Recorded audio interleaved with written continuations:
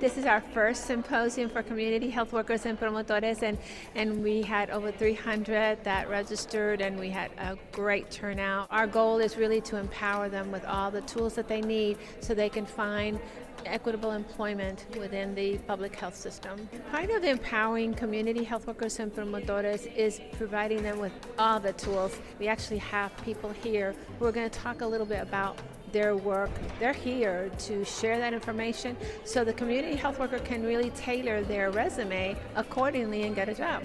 I, Mayor Elizabeth Santana, Mayor of City of Houston, hereby proclaim July 15, 2023 as Community Health Workers and Promotores Day in Houston, Texas. I've learned actually about how to use my experience as part of my resume and perhaps find better job opportunities in the future. And we need to let people know that CHWs are out there to help, and what a CHW does. They think we're nurses. Sometimes they think we're social workers. They don't know what a CHW is. It's an unknown to a lot of people, and they need to know that we're here to help.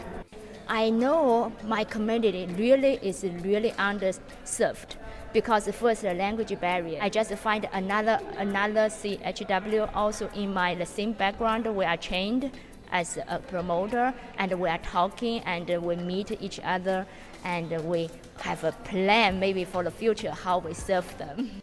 As a special education teacher, I was explaining to my daughter how many hats that we wear, and when you all mentioned that this would be something that could possibly be brought into the school district, I feel like this is a valuable piece of information. Sometimes we think that giving the resources that is not.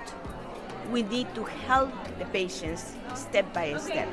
What I learned most about is the educational piece, because sometimes that piece is also missing, whereas we as community healthcare workers can be a thriving force in our community to impact the elderly, children that has complex illnesses, and how we can just be a service to all.